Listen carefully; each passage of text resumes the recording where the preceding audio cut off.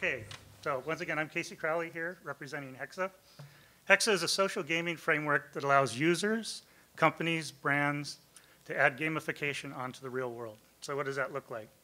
Take something simple like a mundane task for children, maybe their weekly chores, make it into a game, make it interesting for them to do. Scale it up a little bit to something like a big box retailer. Sears could drive customer engagement and behavior by putting together a challenge to do a craftsman tool build where they drive the types of tools that they want to sell. Hexxa is mobile, so it's iOS and Android. It's social, integrated with Facebook, Twitter. It does have all of the elements of gaming incorporated into it. Our target market is mobile commerce, mobile ads, mobile coupon. And the exciting thing about that is, first of all, it's a big market, right? It's projected to be $1 trillion by 2016. It's rapidly growing. Today, it is a small market, small industry.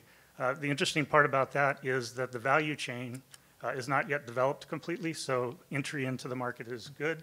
A lot of hype, a lot of excitement, so a very interesting place to be. When we put together Hexxa, we looked at two aspects up front. First, our brand promise would be engagement. The second thing was, how are we going to monetize this from the start?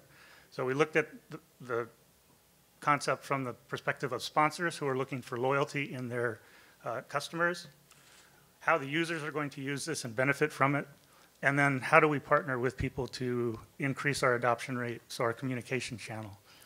So loyalty from the sponsors can be done with white label marketing campaigns, business analytics on the back end.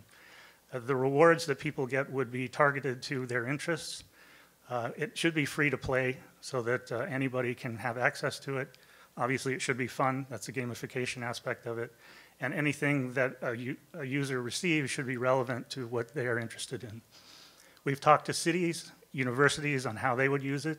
So City of Tempe would be interested in a scavenger hunt, per se.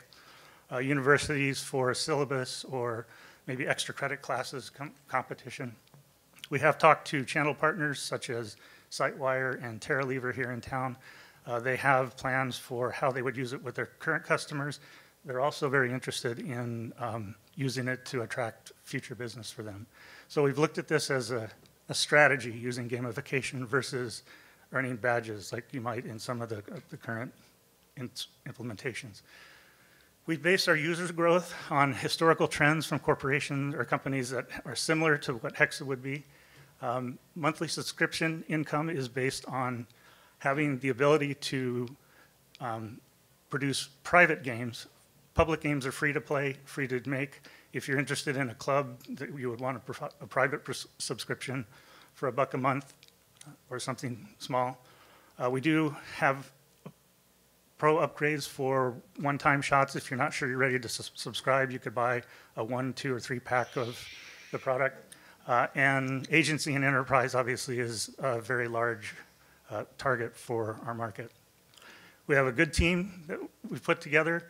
We have a great board of advisors, all of who have equity. We are currently self-funded and looking to take this to the next step. What we don't have, based on talent, is design or user experience people, and we will entertain anything that would get us to market faster. Good. Judges, you got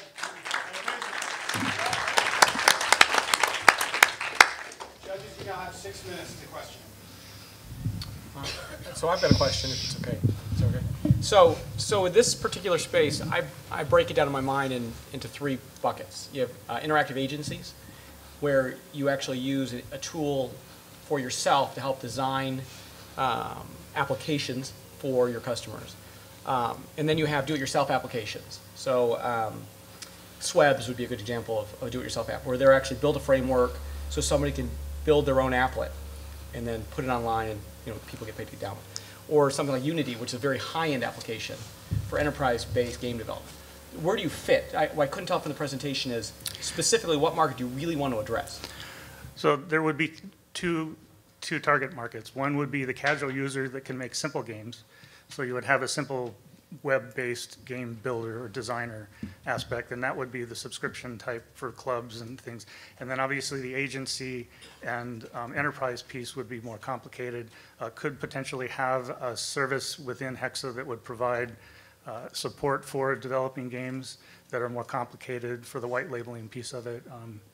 So those are really the two branches that we had envisioned.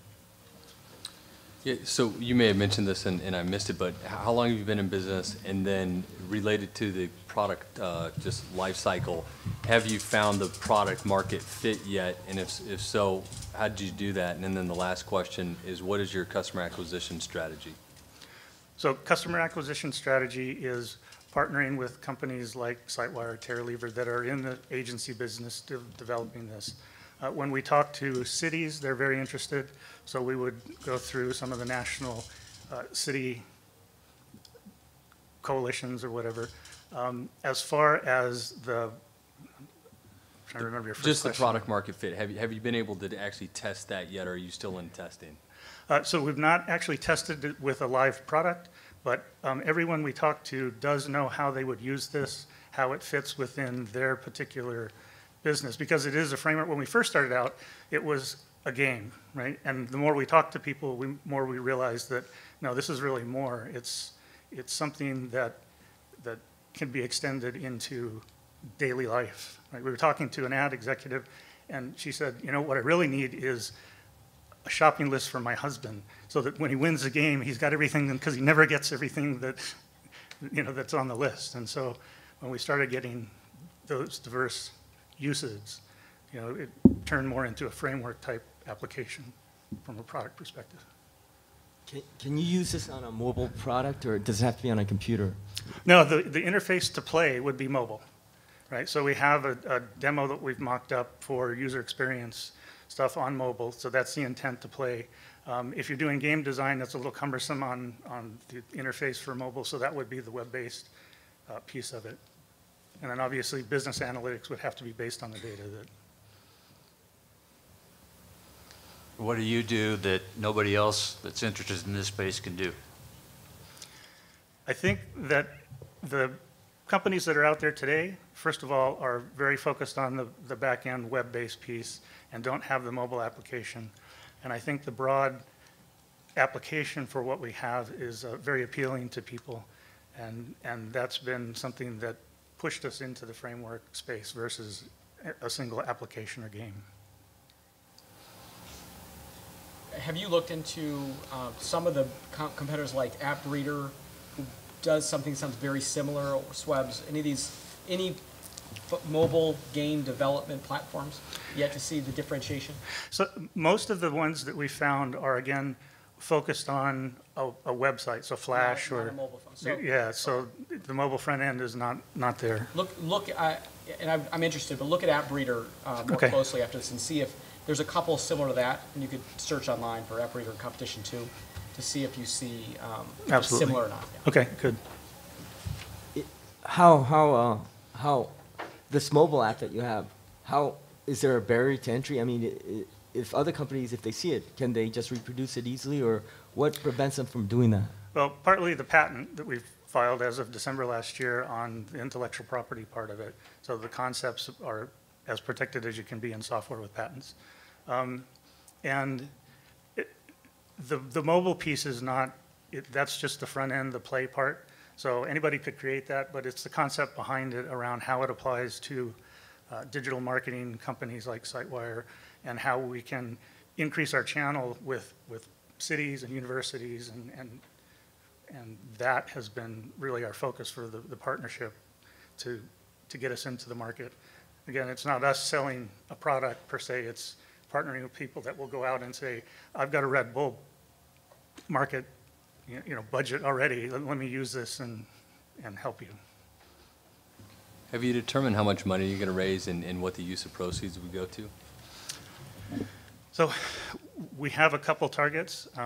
We did apply for the grant money that was there and had a budget for how that would be, but depending on the amount, we would use it, for infrastructure and some of the things that we don't have today first. And then obviously we need some talent acquisition that we don't have today. So it would be spent a lot on the high cost of labor. So for a fun question, how'd you come up with Hexxa? So it's actually not my idea. So it just kind of formed over the course of years of thinking. The idea came back a long time ago, but technology was not there, right? The smartphones weren't available. So it's been growing for years. Hey, you guys done? Good. Casey, Thank you.